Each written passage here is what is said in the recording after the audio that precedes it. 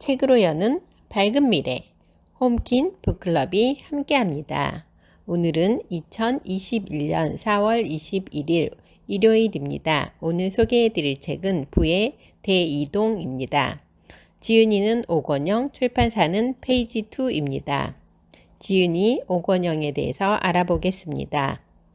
오건영은 신한금융그룹 자회사인 신한은행 IPS 본부에서 투자 솔루션 관련 업무를 담당하고 있다.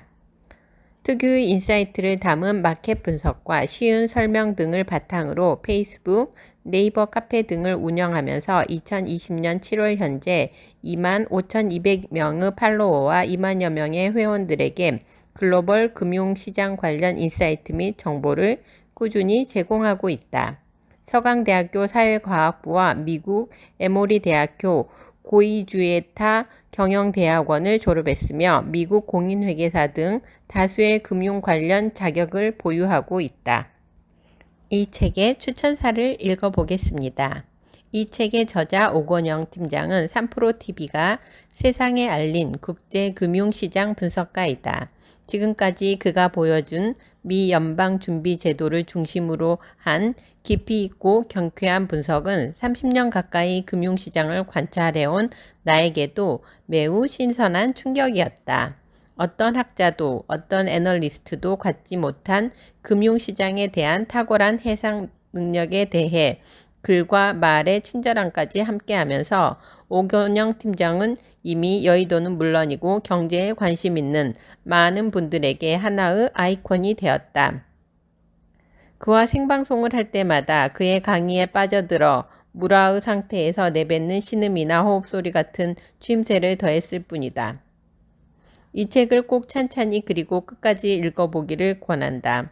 강의에서 다하지 못한 그의 인사이트와 친절한 설명을 들으며 어느 역에서 어디로 가는 부의 열차에 올라탈지를 가늠해 보기를 권한다. 2020년 여의도 연구실에서 3프로TV 김동환. 프롤로그. 급변하는 시장 속 기회를 찾는 법. 여의도에 있다 보니 투자자분들과 자주 대화를 나누는 편인데요.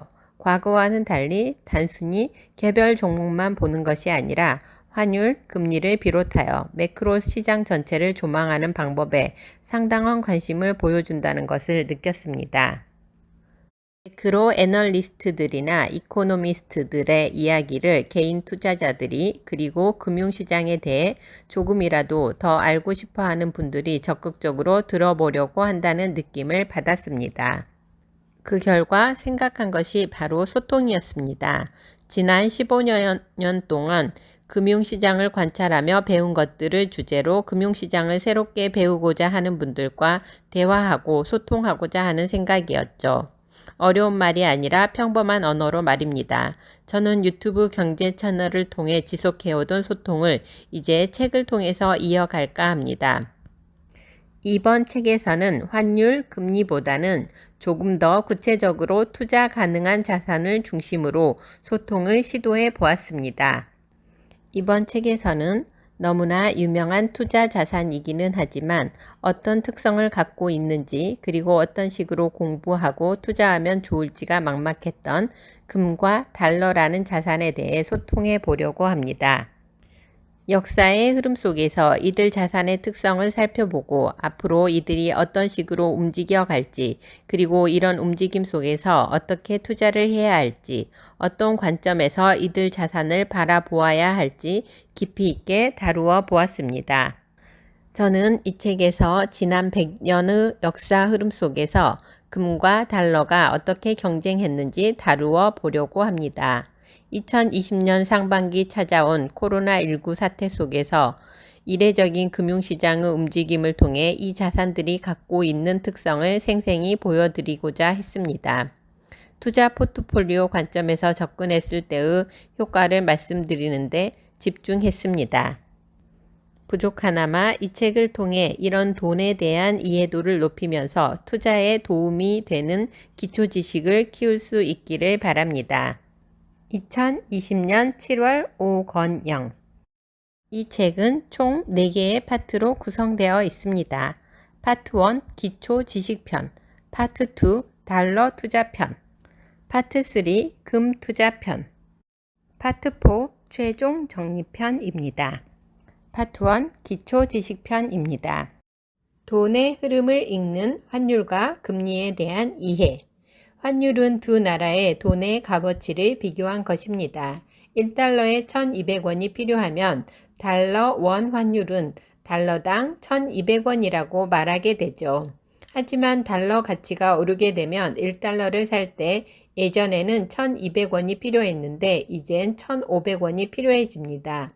그럼 환율은 달러당 1,500원이 되죠. 달러 원 환율의 상승은 원화 대비 달러 가치가 올랐음을 의미합니다. 달러 원 환율의 하락은 원화 대비 달러 가치가 떨어졌음을 말하죠. 환율은 언제 오르고 언제 내리는지를 생각해 보겠습니다. 한국의 수출이 잘 되면 우리나라로 달러화가 들어오고 달러 공급이 늘어나게 되니 달러 가치는 하락하게 되겠죠. 즉, 환율이 하락합니다. 반면 한국이 무역 적자를 기록하면 환율은 상승합니다. 최근 들어 금융시장 역시 환율에 상당한 영향을 주고 있습니다. 외국인들이 우리나라 주식이나 채권을 살 때 먼저 달러를 팔고 원화를 사들이면서 원화 가치가 상승할 겁니다. 즉, 환율이 하락합니다. 그래서 외국인이 한국 주식을 마구 사들이면 환율 하락, 주가 상승이라는 조합이 나오는 겁니다. 반대로 외국인들이 한국 주식을 팔면 환율 상승, 주가 하락 조합이 나옵니다. 외국인들이 우리나라 채권을 마구 사들이면 어떤 일이 벌어질까요? 환율은 하락하고 국채 가격은 상승하겠죠. 채권 가격이 오른다는 얘기는 채권 금리가 하락한다는 얘기와 동일합니다. 금리가 낮으면 돈을 빌려서 집을 사기 좋은 환경이라는 의미입니다. 이렇게 환율의 움직임은 부동산 시장과 깊은 연관성을 갖기도 합니다. 파트 2 달러 투자편. 달러 강세의 배경에는 금융위기가 있었다.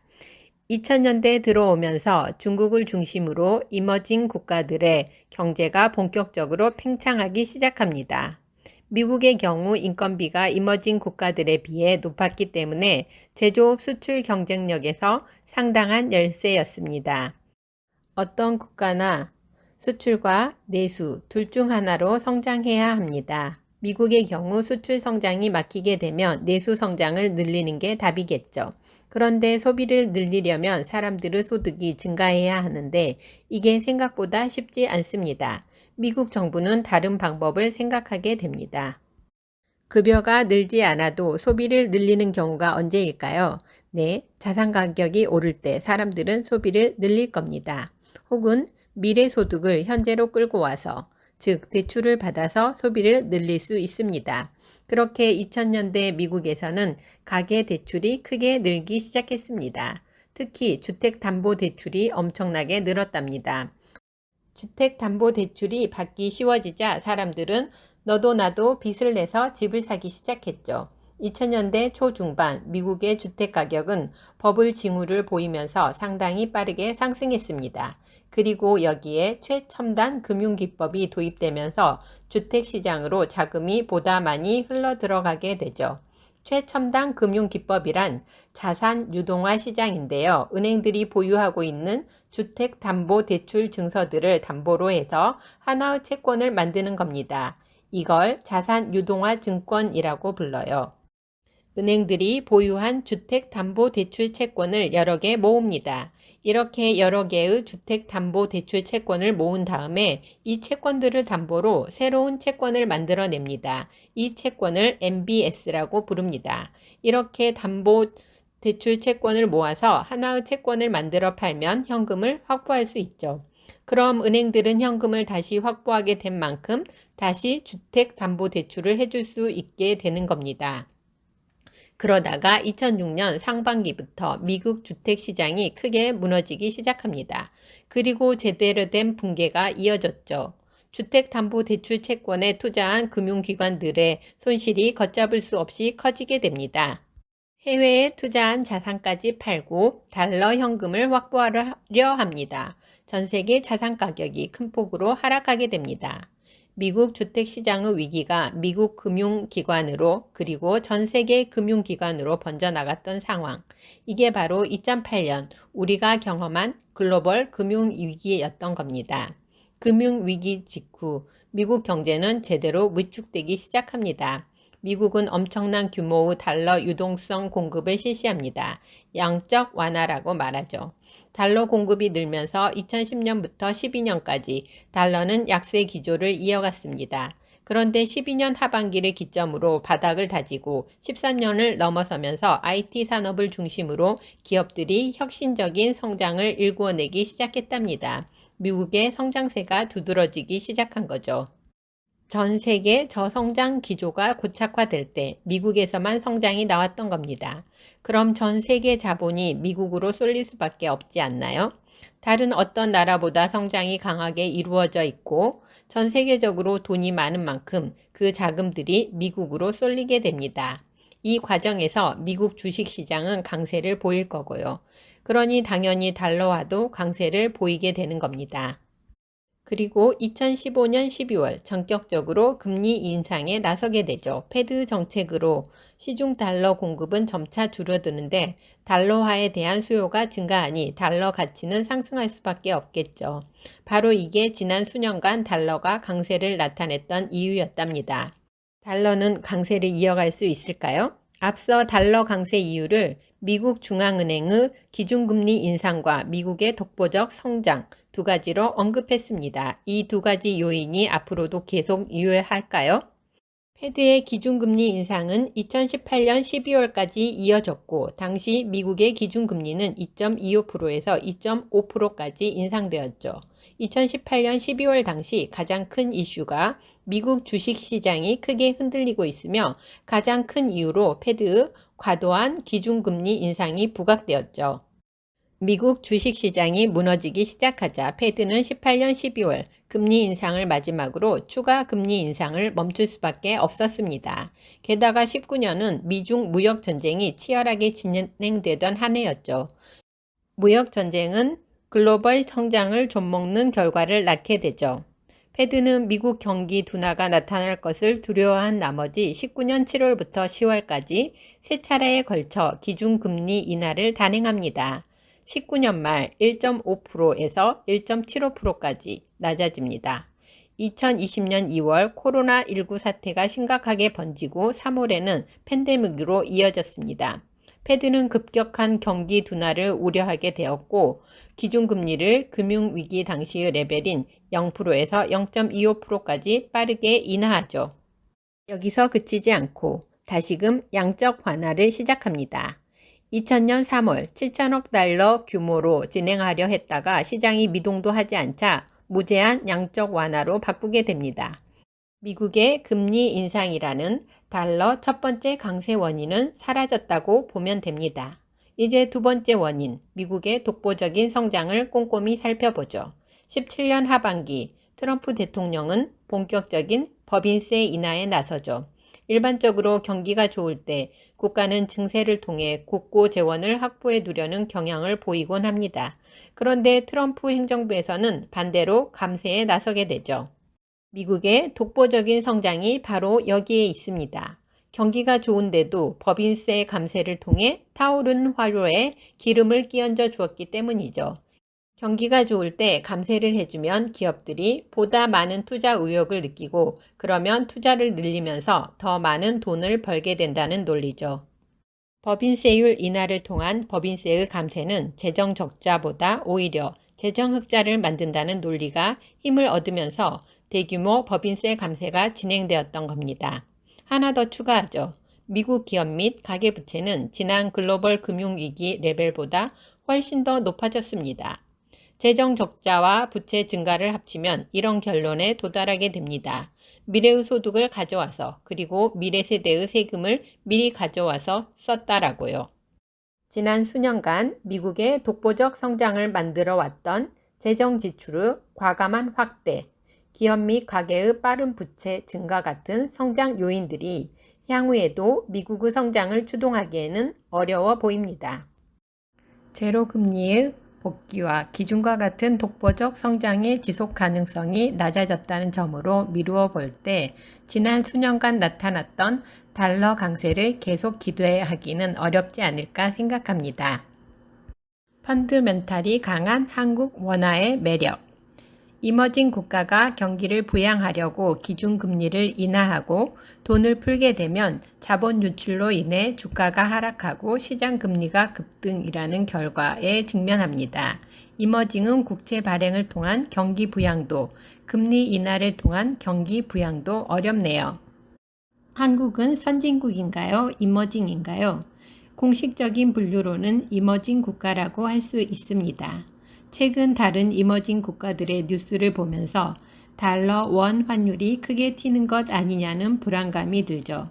그러나 저는 그럴 가능성이 높지 않다고 봅니다. 최근 다른 이머징 국가들보다 한국 경제의 펀더멘털 자체가 양호하기 때문입니다. 94에서 95년 일본은 엔고로 인해 크게 신음하고 있었죠. 엔화 강세로 한국의 수출 경쟁력은 일본 대비 높아져 한국의 수출이 크게 늘게 됩니다.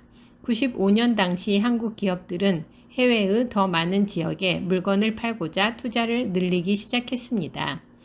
국내 이자가 8에서 10%일 때 해외 금융시장은 국내 이자보다 상당히 낮았죠. 아무래도 이자가 싼 해외에서 달러를 빌리게 됩니다. 그런데 95년 4월 역프라자 합의를 통해 엔화 약세를 국제사회로부터 용인받죠. 95년 당시 달러당 80엔에서 97년 달러당 100엔을 넘는 수준까지 상승합니다. 우리나라는 엔 강세라는 우군이 사라지고 여기에 반도체 가격 역시 큰 폭으로 하락합니다. 당시 한국은 고정환율제와 비슷한 관리 변동 환율제를 쓰고 있었습니다. 외국인 투자자들이 이탈하는데 고정 환율을 지켜줘야 하므로 정부가 외환 보유고에서 달러를 꺼내와 시중에 팔아야 했죠. 나중에는 환율을 방어하는 과정에서 외환 보유고가 바닥납니다. IMF 외환 위기는 이렇게 발생했던 겁니다. 환율 방어를 더 이상 할 수 없게 되자 달러 원 환율은 하늘로 튀어 올라갔고 달러당 2,000원이라는 환율을 만나게 되었던 겁니다. 그런데 지금은 IMF 당시와 한국 상황이 사뭇 다릅니다. 한국 국채가 글로벌 안전자산 대접을 받습니다. 무엇이 달라졌기에 라는 궁금증이 들 수 있을 겁니다. 우선 한국 재정의 상황입니다. 한국의 재정 적자는 GDP의 40% 수준으로 상당합니다. 그러나 한국의 절대적 재정 적자가 크더라도 다른 나라와 비교했을 때 그리 높지 않은 수준이라면 투자자들의 관심을 끌기에는 충분하겠죠. 한국의 국채 채무 비율은 1위인 일본의 214%의 5분의 1 수준도 안 됩니다. 한국의 무역 흑자에도 관심을 기울일 필요가 있습니다. 99개월 무역 흑자라는 대기록은 다른 국가에서는 찾아보기 힘들죠. 그래서 한국을 구조적 무역 흑자국이라고 하죠. 무역 흑자가 이어지는 과정에서 외환 보유고는 4천억 달러가 넘고 이는 세계 9위 수준입니다. 한국 국채는 한국 경제 자체 및 원화 가치의 안정성 그리고 글로벌 연기금 증가에 따른 수요 증가에 힘입어 과거와는 비교가 되지 않는 인기를 누리고 있죠. 달러 스마일로 보는 달러의 미래. 9.11 테러 이후 미국은 경기 부양을 위해 기준금리를 1%까지 인하하게 됩니다. 이 과정에서 달러의 공급이 늘어납니다. 금리도 내려가지만 달러 가치 역시 하락합니다. 큰 그림에서 보면 미국에서 뿌리는 돈이 한국을 비롯한 이머징 국가로 흘러 들어간다는 것을 의미하죠. 달러 대출이 크게 늘어납니다. 낮은 금리에 너무 많은 돈이 풀리게 되면서 전 세계적으로 자산 시장이 뜨겁게 달아오르게 됩니다. 이런 버블을 제어하기 위해 패드는 기준금리를 인상하기 시작합니다. 2004년 1%까지 낮추었던 기준금리를 2006년 5.25%까지 인상했죠. 자산 버블 국면에서는 사람들이 과도한 빚을 내서 자산을 사들이게 됩니다. 그런데 자산 버블이 붕괴되면서 자산 가격은 폭락하는데 빚은 그대로 남아있어 경제에 장기적으로 심각한 충격을 줄 수 있습니다. 자산 버블이 붕괴되면서 경기가 위축됩니다. 그럼 달러 채권자들이 대출을 갚으라고 압박하면서 달러에 대한 수요가 폭발하고 달러 가치가 하늘로 튀어 올라가게 되죠. 한국도 97년 외환위기 당시 달러당 2,000원이 넘는 환율을 2008년 금융위기 당시에는 달러당 1,600원이 넘는 환율을 겪었습니다. 9.11 테러 이후 달러 공급이 늘어나면서 달러 약세를 보이다 자산 버블이 터지고 위기가 찾아오게 되면 달러가 초강세를 보이는 그래프가 그려집니다. 이 당시를 우리는 금융위기라고 기억하고 있죠. 이 그래프에 눈코를 그려보면 이걸 바로 달러 스마일이라고 합니다. 달러 스마일은 자산시장이 붕괴될 때 혹은 불황이 찾아올 때 달러 가치가 크게 튀어오르는 특징을 의미합니다. 달러는 글로벌 안전자산 중의 하나입니다. 안전자산은 다른 자산들이 다 무너져 내릴 때 혼자 가치가 튀어오르는 자산을 말하죠. 이른바 불황을 대비하는 자산이라고 생각하면 됩니다. 달러를 포트폴리오 보험이라고 생각하고 달마다 조금씩 적립해서 위기가 찾아오는 그날까지 사들이는 방법이 좋지 않을까요? 예기치 못한 위기가 찾아올 때 달러 가치가 튀어오르면서 포트폴리오 내 다른 자산들 가격 하락을 일정 수준 만회해 줄 겁니다. 달러를 사야 하나요? 저는 사는 게 맞다고 봅니다. 포트폴리오 수익률 방어용, 위기를 대비하는 자산이라고 생각하면서 장기로 적립식으로 조금씩 사들이는 것을 추천합니다. 위기는 다시 찾아올까요? 긴 시계열에서 바라보면 돌발 위기가 발생할 가능성은 항상 열어두는 자세가 필요합니다. 20년 3월 글로벌 금융시장이 보여주었던 격렬한 떨림은 코로나19로 인한 경기 침체 우려뿐 아니라 부채 위기로 인한 상당수 경제 주체의 디폴트 리스크까지 반영했던 겁니다. 경제 전반의 부채 리스크가 이 정도로 강하다면 위기의 가능성을 열어두고 접근하는 게 필요할 겁니다. 그 순간을 알 수 없기에 그 순간이 찾아왔을 때 달러의 스마일을 우리가 최대한 활용할 수 있도록 달러를 조금씩 사들이면서 준비하는 건 합리적인 생각이 될 겁니다. 파트 3 금 투자편. 금은 안전한 자산인가? 2008년 금융위기 당시 주식시장이 급락할 때 금 가격 역시 큰 폭으로 하락하는 것을 확인할 수 있습니다. 이는 최근 코로나 사태가 심화된 20년 3월에도 비슷하게 나타났습니다. 금이 안전자산이라면 주식시장이 무너질 때 상당한 방어력을 보여줘야 하는데 주식과 같이 하락하는 것을 봤을 때 금이 안전자산이라고 표현하기는 어렵겠네요. 금이 실물화폐로서의 성격을 갖는다는 얘기에서 금이 과거에 화폐의 역할을 했던 당시를 돌이켜볼 필요가 있겠습니다. 화폐는 내구성이 강하고 희소 가치가 있으면서도 어느 정도 공급이 가능해야 했습니다. 그렇게 금과 은은 다른 경쟁자들을 물리치고 전 세계적인 화폐로 자리 잡기 시작했죠. 1800년대 금, 은 복본위 화폐 제도를 거쳐 1900년대 들어 금본위 화폐 시대가 열립니다. 그리고 1930년대 대공황이 발생했을 때 루즈벨트 대통령은 금본위를 유연하게 적용하여 보유한 금 대비 더 많은 달러를 찍을 수 있게 하여 화폐 공급을 늘립니다. 1944년 브레튼 우드 체제가 시작되는데 이는 금 1온스당 35달러를 찍을 수 있도록 금 대비 달러 가치를 고정하는 정책이었습니다. 1971년 당시 미국 대통령 닉슨은 경기가 침체된 가운데 금이 부족하니 달러를 추가로 찍을 수 없게 되자 금본위 화폐제를 철폐하게 되는데 이를 닉슨 쇼크라고 합니다. 이로 인해 미국은 금과 관계없이 자유롭게 달러 공급을 늘릴 수 있게 됩니다. 미국은 달러 공급을 크게 늘리면서 경기 부양에 나서게 되었죠. 1979년 금 가격은 원스당 600달러를 넘어서게 되었죠. 이렇게 상승했던 금 가격은 2000년대 들어서 다시 한번 상승 흐름을 타게 됩니다. 9.11 테러 이후 미국이 기준금리를 1%까지 낮추면서 시중 달러 공급이 늘게 되어 금 가격은 지속적으로 상승하는 모습을 보여주게 되죠. 금 가격이 오른 가장 큰 이유는 종이 화폐의 공급 증가, 즉 달러의 공급 증가에서 답을 찾았습니다. 반대로 달러의 공급이 줄어들게 되면 금 가격은 떨어지겠죠. 금은 정확하게 달러의 가치에 연동하는 경향이 매우 강하다고 보면 됩니다. 달러 공급이 늘어서 달러 가치가 하락하면 금 가격이 상승하고 달러 공급이 줄어서 달러 가치가 상승하면 금 가격은 하락합니다. 금의 실물 화폐로서의 특성은 달러의 가치와 반대로 움직인다는 것을 말하죠. 금의 역사를 읽으면서 어떤 느낌을 받았나요?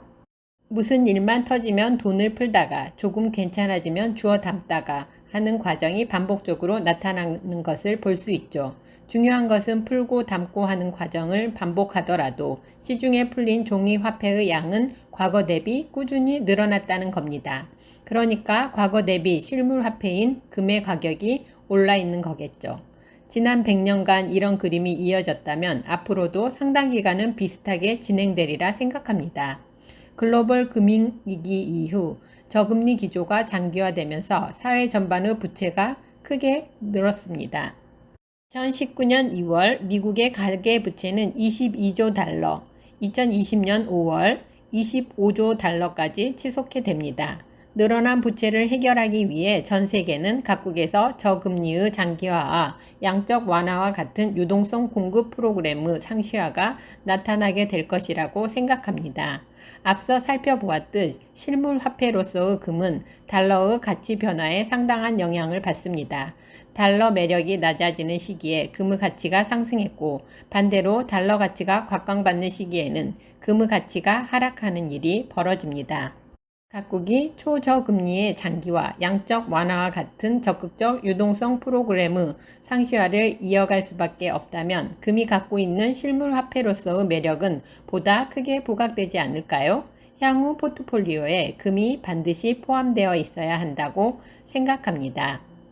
파트 4 최종 정리편 글로벌 경기 침체 시나리오 2014년 유럽 재정 위기 등의 여진으로 대부분의 국가들이 저성장 충격 속에 신음하고 있을 때 미국은 가장 먼저 정상적인 성장 궤도에 진입하는 데 성공했죠. 미국 경제가 좋아지면서 패드 금리 인상 가능성이 높아지고 이는 달러 강세로 이어졌다는 거죠. 그런데 달러 강세의 기조가 나타나면 이머징의 부채 부담이 증가하고 미국 수출 성장이 위축됩니다. 그럼 미국 경기 역시 다소 충격을 받아 패드는 달러 강세 부담에 금리 인상을 늦추게 됩니다. 금리 인상이 늦어지면 달러 가치가 다시 하락하고 이머징의 부채 부담은 낮아지고 미국 수출 여건이 개선됩니다. 그럼 다시 미국의 경제 여건이 나아지고 패드는 금리 인상을 고민합니다. 계속해서 되돌이표가 나타납니다. 2019년 미국의 차별적인 성장의 핵심은 적극적인 재정 적자입니다. 트럼프 행정부는 호경기를 유지하던 2017년 대규모 감세안을 발표해 미국의 재정 적자는 빠른 속도로 증가했습니다. 그러던 중 코로나 사태가 발생하죠. 미국은 2020년 2분기에 3조 달러 이상의 국채를 발행해서 국가 채무를 늘리겠다고 하죠. 미국의 국채 위상이 워낙 높기에 코로나19 사태 한복판에서 대부분의 국가들이 국가 부채 확대를 우려하여 재정 정책을 소극적으로 쓰고 있는 반면 미국은 강한 재정 부양을 이어갈 수 있는 겁니다. 이로 인해 미국은 다른 국가 대비 차별적인 성장이 나타납니다. 코로나19 사태로 인해 각국 중앙은행은 시중에 돈을 뿌려놓았죠. 이 돈은 강한 경기 부양이 가능한 미국 자산을 사들이려 하기에 달러가 필요하고 달러 강세가 찾아올 겁니다. 두 번째, 미국의 기업 및 가계부채는 계속해서 증가 일로에 있습니다. 미래의 소득을 가져와 지금 질러버리고 있으니 상대적으로 성장세가 강하게 나타날 수 있겠죠. 세 번째, 무역 전쟁입니다. 미국 경기가 좋으면 대미 수출에 의존하여 성장하는 경향이 강한 이머징 국가들의 경기 역시 좋죠.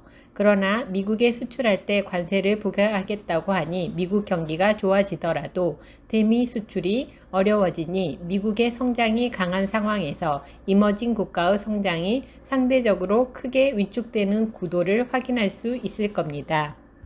이런 차별적 성장은 당연히 미국으로 글로벌 자금이 쏠리게 합니다.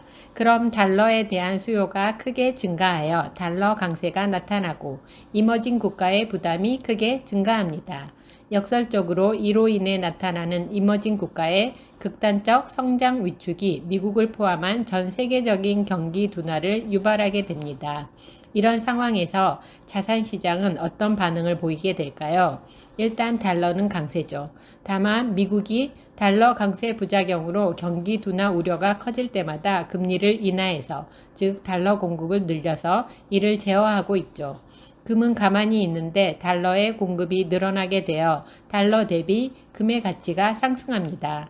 달러가 강한데 어떻게 금도 같이 강하지라는 의문이 들 수 있는데요. 달러는 다른 종이 화폐 대비 강합니다. 다만 달러는 금보다 약한 거죠. 2019년 초부터 금리 인하 사이클이 갑작스레 시작되면서 금이 화려하게 부활하게 되었죠. 금리 인상이 갑작스레 금리 인하로 바뀐 것처럼 앞의 구도에서도 변화가 나타날 수 있지 않을까요? 그 변화에 어떻게 대응하느냐가 향후 투자의 관건이 되리라 봅니다. 우선 현 상황이 장기적으로 이어졌을 때 나타날 수 있는 전 세계적인 성장의 둔화, 즉 글로벌 경기 침체 시나리오를 생각해 볼 수 있습니다. 현재 전 세계에서 유일하게 강한 성장을 만들어내는 곳은 미국 정도인데 미국의 성장 엔진마저 꺼지게 된다면 전 세계의 성장이 위축되는 상황이 펼쳐질 겁니다. 패드가 현 수준에서 추가적인 통화 완화 정책을 펼치면서 방어를 해보아도 그 순간에만 성장이 잠시 회복되는 모습을 보여줄 뿐 달러 강세라는 구조적 악순환에서 벗어나지 못하는 그림이 이어지는 시나리오입니다. 돈을 아무리 시중에 많이 풀어도 시중에 돌지 않는 이른바 신용경색이 금융위기 이후 다시금 나타날 수 있죠. 경제 주체들은 살아남기 위해 현금을 쟁여두려고 하고 안전자산인 달러화의 수요가 증가하면서 달러는 강세를 보이게 되겠죠. 달러 가치가 상승하기에 금은 약세를 보이는 건 아닙니다. 패드는 경기가 돌아서는 그 순간까지 달러 공급을 늘릴 겁니다. 달러 수요가 커지겠지만 달러의 공급도 크게 늘어나 금 가격이 크게 흔들리지 않을 것으로 보입니다. 전반적인 글로벌 경기 침체의 경우 안전자산인 달러와 금의 동반 강세가 가능할 것으로 보입니다. 글로벌 경기 침체를 가정했기에 주식시장은 당연히 어려운 모습을 보이게 되겠죠. 다음 시나리오는 지금 상황을 반대로 꺾기 위해 패드가 무리하게 화폐 공급을 늘릴 경우 달러 가치의 하락 정도가 아니라 달러 신뢰의 추락이 나타나게 되면 어떤 일이 벌어질까요? 극단적인 물가 상승 기조 현상이 나타날 수 있습니다. 인플레이션에는 두 가지가 있습니다. 수요가 늘어나면서 물가가 안정적으로 상승하는 인플레이션은 우리 모두가 기다려야 할 지상 과제입니다. 반면 화폐 가치의 급락으로 인해 만들어지는 인플레이션은 경제 성장이 만들어낸 것이 아니기에 소비자들의 소득이 늘어나지 않습니다. 오히려 화폐 가치가 하락하면서 기존에 보유한 현금성 자산의 구매력이 떨어졌을 뿐이죠. 가계 주체의 소비 심리가 위축됩니다. 전반적인 생산비 증가 때문에 기업들은 힘겨워하죠. 원자재 및 금 가격만 올라가는 독특한 시대였습니다.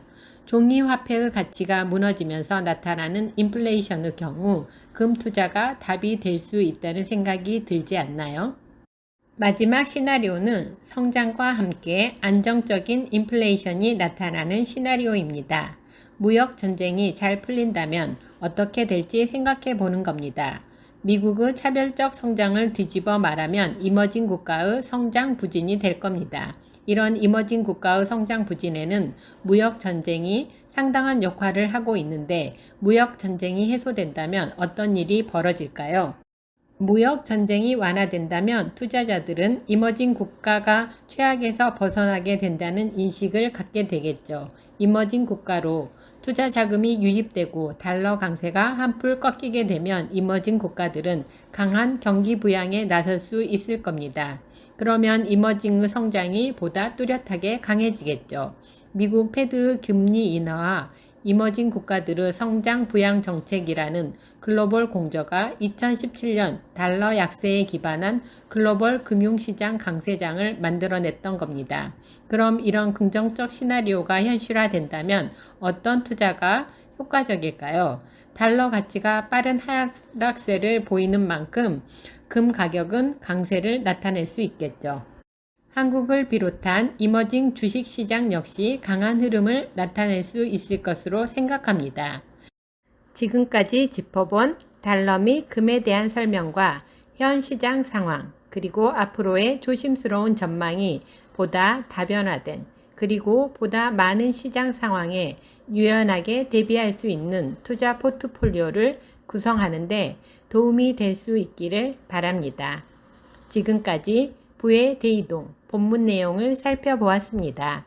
이 책은 경제의 기초 지식부터 근현대에 발생한 경제 위기, 즉 1997년 IMF 외환위기, 2001년 9.11 테러, 2008년 글로벌 금융위기, 일본의 잃어버린 30년 등의 주요 내용들이 비교적 상세하고 친절하게 수록되어 있습니다.